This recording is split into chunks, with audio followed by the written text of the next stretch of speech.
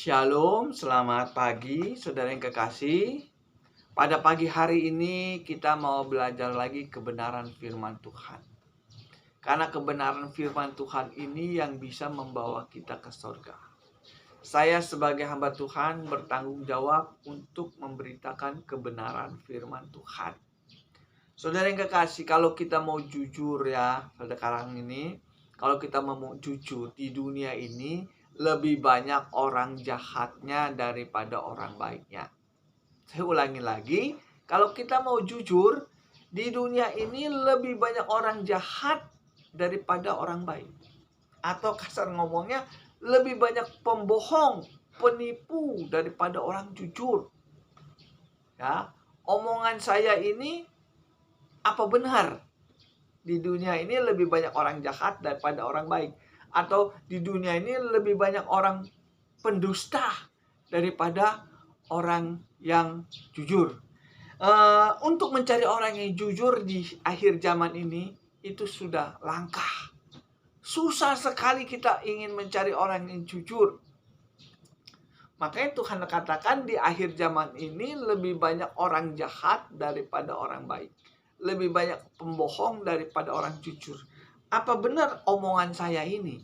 Kita baca di dalam Matius 7 ayat yang ke-22. Apa benar omongan saya ini? Ya. Matius 7 ayat 22, di situ dikatakan, pada hari terakhir banyak orang akan berseru kepadaku. Ini ada kata-kata banyak. Ya, saya ulangi lagi. Pada hari terakhir banyak orang akan berseru kepadaku, Tuhan, Tuhan, bukankah kami bernubuat demi namamu dan mengusir setan demi namamu dan mengadakan mujizat demi namamu juga? Pada waktu itulah aku akan berterus terang kepada mereka dan berkata, aku tidak pernah mengenal kamu sekalian.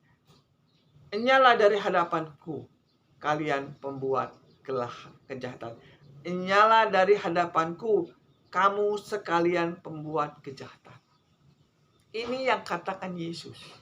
Yesus mengatakan di akhir zaman, orang memakai nama Tuhan untuk melakukan kejahatan. Nah, posisi ayat ini, orang ini sudah meninggal. Pada waktu dia meninggal, mau masuk surga, ditolak Tuhan. Lalu dia protes, Tuhan, aku kan melayani Engkau, mengusir setan, mengadakan mujizat, dan sebagainya. Tapi Tuhan katakan, nyala engkau dari hadapanku, kalian pembuat kejahatan. Ini firman Tuhan, saudara, yang katakan, bukan saya. Di akhir zaman, orang jahat lebih banyak daripada orang baik. Makanya kalau saudara nggak ngerti kebenaran firman Tuhan, saudara bisa mengikuti orang jahat. Apa benar ya orang jahat itu kalau kita baca di dalam bilangan 11 ayat yang keempat. Ini orang jahat juga, saudara yang kekasih. Ya. Bilangan 11 ayat 4 saya bacakan.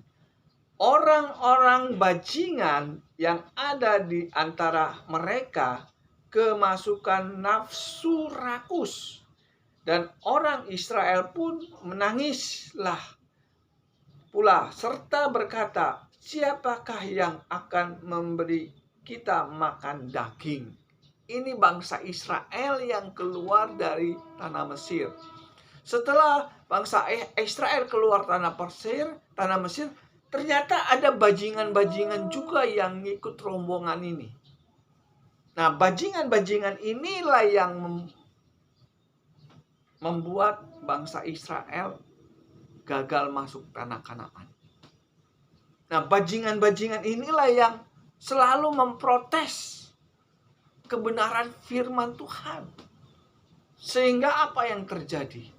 Banyak sekali orang Kristen, orang Israel yang gagal masuk tanah Kanaan. Seharusnya bangsa Israel itu semuanya masuk Kanaan. Tetapi karena banyak bajingan-bajingan, maka yang masuk ke tanah Kanaan itu hanya sedikit. Orang jahat itu ada dua macam, saudara yang kekasih. Jahat di mata Tuhan dan jahat di mata manusia. Kalau jahat di mata manusia itu paling kayak masuk penjara ya saudara yang kekasih. Tapi kalau jahat di mata Tuhan itu lebih mengerikan. Jahat secara dunia sama jahat secara rohani. Orang yang jahat secara rohani itu lebih berbahaya daripada orang jahat yang di luar. Saudara yang kekasih, siapakah orang-orang yang jahat ini? Siapakah pembohong-pembohong ini? Saudara yang kekasih, sekalipun di dalam gereja, itu lebih banyak orang jahatnya daripada orang baik. Sekalipun dia hamba Tuhan. Hamba Tuhan itu banyak yang lebih jahat daripada hamba Tuhan yang baik. Hamba Tuhan jahat lebih banyak daripada hamba Tuhan baik. Hamba Tuhan yang tukang bohong sama hamba Tuhan yang jujur, lebih banyak hamba Tuhan yang tukang bohong. Omongan saya ini sesuai dengan Alkitab, saudara yang kekasih. Yesus mengatakan di akhir zaman, banyak orang memakai nama Tuhan untuk melakukan kejahatan. Matius 7 ayat 22 dan 23. Ini firman Tuhan, saudara yang kekasih, nggak main-main yang mengatakan ini Yesus yang punya sorga. Siapa sih yang jahat itu, saudara yang kekasih? Di dalam gereja nggak semuanya malaikat, saudara yang kekasih. Ada bajingan-bajingan yang menghalangi orang Kristen mesti masuk surga. Kalau kita baca tadi ya di Ulangan tadi itu, di situ dikatakan Ulangan 11 ayat yang keempat, orang-orang bajingan yang ada di antara mereka. Berarti ada bajingan di antara mereka, itu berarti kumpulan orang-orang percaya itu ada bajingan. Kumpulan hamba-hamba Tuhan ternyata ada bajingan yang menghalangi anak Tuhan masuk surga. Saudara yang kekasih, namanya bajingan ya bajingan, saudara yang kekasih. Bajingan itu mengerikan bagi rohani anak-anak Tuhan. Dan bajingan itu sudah masuk ke dalam gereja. Bajingan-bajingan itu siapa sih, saudara yang kekasih? Kalau saudara baca di dalam 2 Petrus, di situ ada bajingan, saudara yang kekasih. 2 Petrus 2 ayat yang ke 2 Petrus 2 ayat yang ke 2 Petrus 2 ayat 2 saya bacakan. Banyak orang akan mengikuti cara hidup mereka yang dikuasai hawa nafsu, dan karena mereka jalan kebenaran akan dihujat.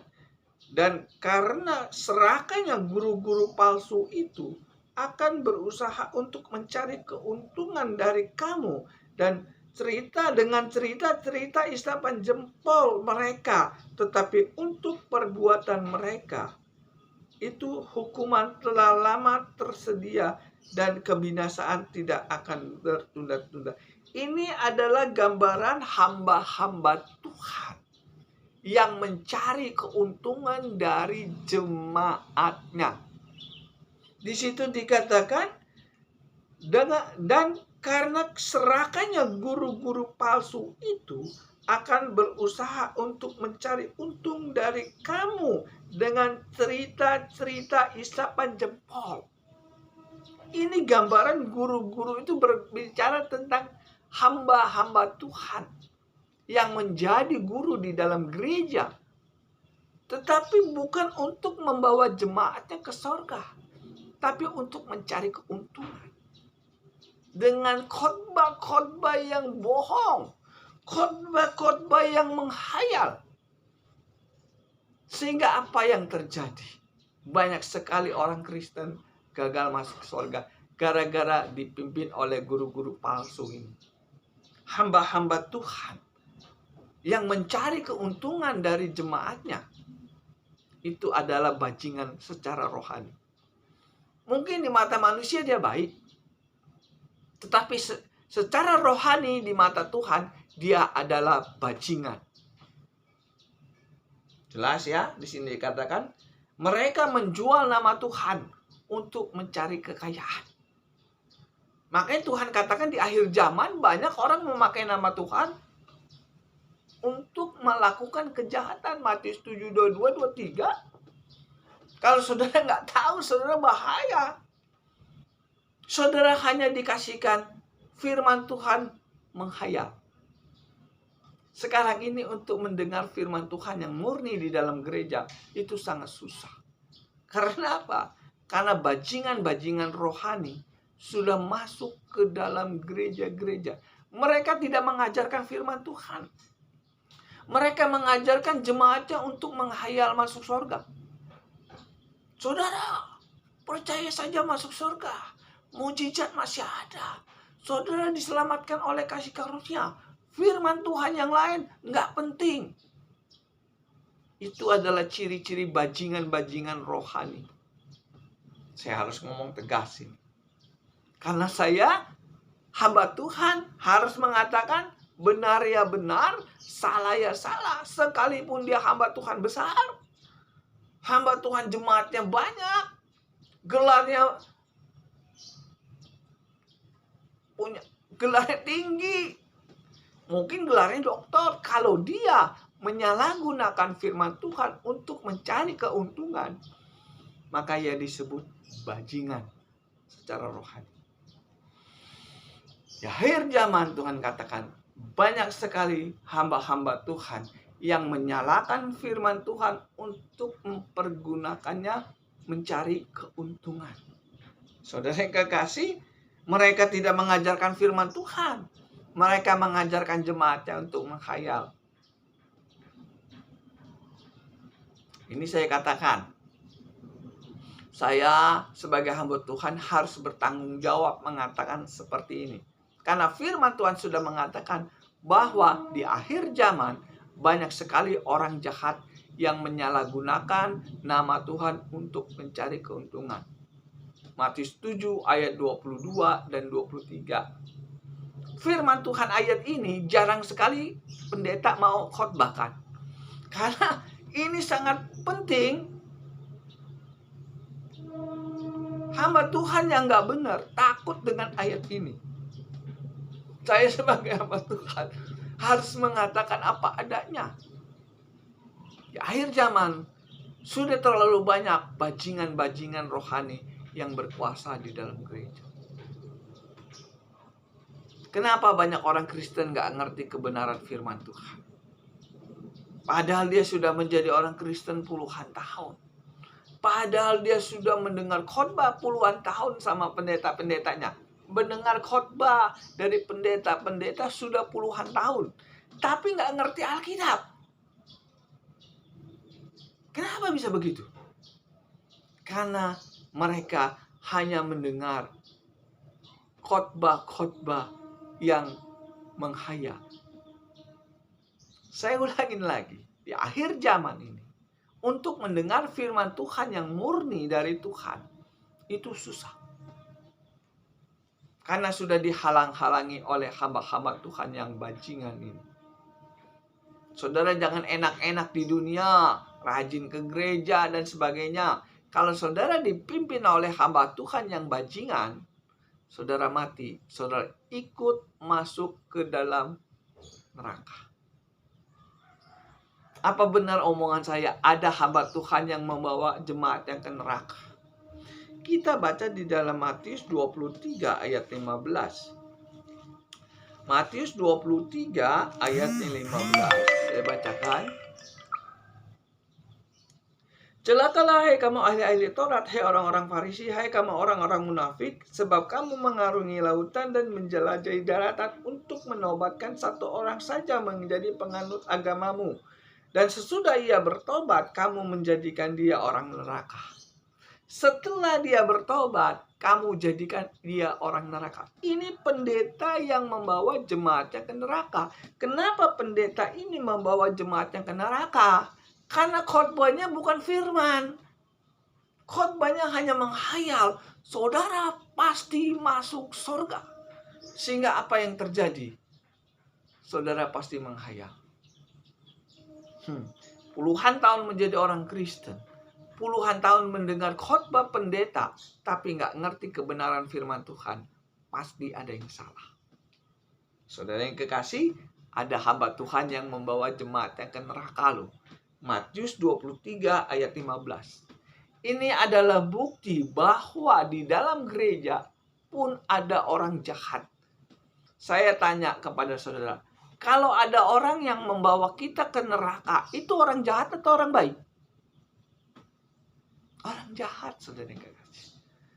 Kalau saudara baca di dalam Matius 24 ayat 15, apabila pembinasa berdiri di tempat yang kudus. Ini orang jahat. Namanya orang jahat itu membunuh, saudara yang kekasih. Mungkin tidak membunuh secara fisik ya, tetapi dia membunuh secara rohani. Itu yang dinamakan orang jahat. Makanya saya ingin katakan di dalam gereja itu pun sudah banyak pendeta yang jahat. Pendeta yang jahat membawa jemaatnya ke neraka, bukan ke surga. Makanya firman Tuhan sangat keras kepada hamba-hamba Tuhan yang jahat ini. Disebut bajingan.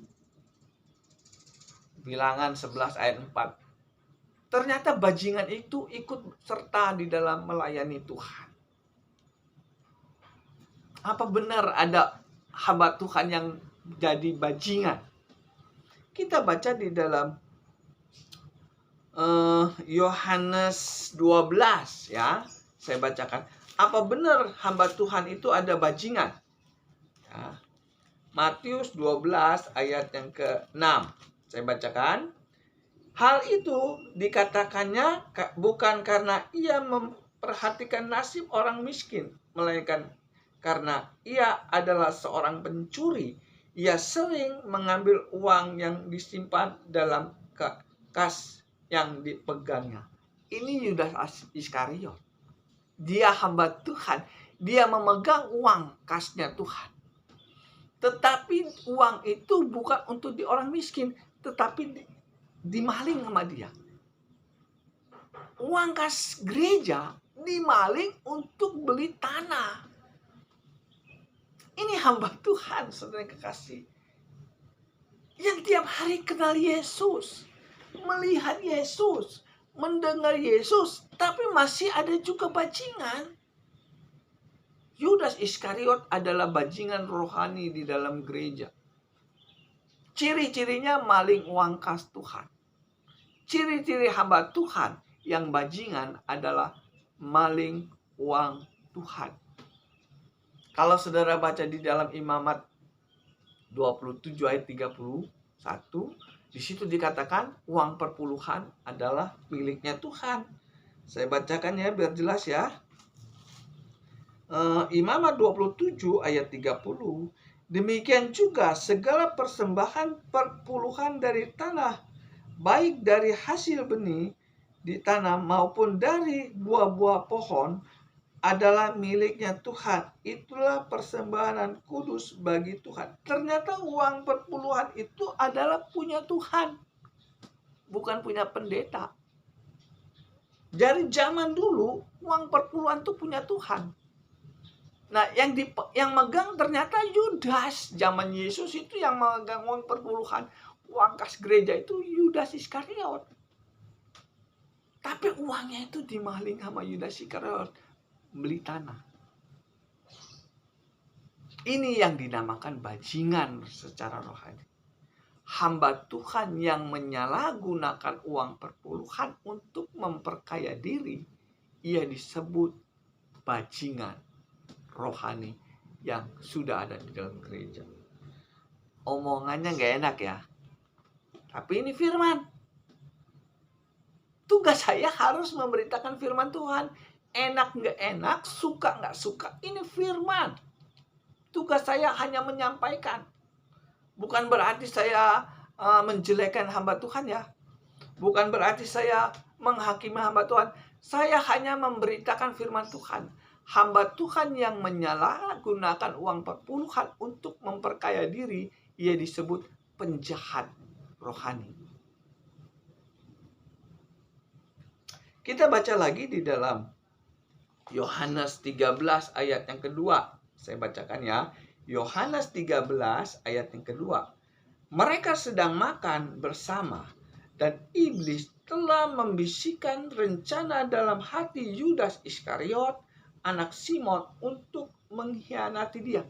Bayangkan, hamba Tuhan bergaul dengan iblis untuk mengkhianati Tuhan.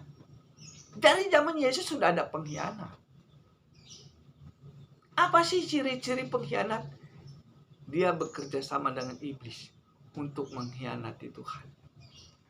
Ini fakta, saudara yang kasih. Yohanes 13 ayat yang kedua, mereka sedang makan bersama, dan iblis telah membisikkan rencana dalam hati Yudas Iskariot, anak Simon, untuk mengkhianati dia. Apa sih ciri-ciri mengkhianati Tuhan? Maling uang perpuluhan itu termasuk sudah mengkhianati Tuhan. Sadar atau tidak sadar, senang atau tidak senang, ini firman Tuhan. Hamba Tuhan yang bekerja sama dengan iblis, dia mengkhianati Tuhan. Apa bentuk mengkhianati Tuhan? Maling uang perpuluhan. Dengarnya nggak enak ya. Tapi ini firman. Firman itu seperti pedang bermata dua. Kalau kita salah, nggak ada ampun nama firman Tuhan. Saudara yang kekasih, kita baca lagi di dalam Yohanes 13 ayat 27. Saya bacakan ya. Tunggu sebentar. Yohanes 13 ayat 27. Dan sesudah Yudas menerima roti itu, ia kerasukan iblis. Setelah Yudas menerima perjamuan suci sama Yesus. Ya, di sini dikatakan sangat jelas nih ya. Dan sesudah Yudas menerima roti itu, ia kerasukan iblis. Sangat jelas. Perjamuan suci. Yudas menerima perjamuan suci dari Tuhan. Setelah dia menerima perjamuan suci, dia kerasukan iblis.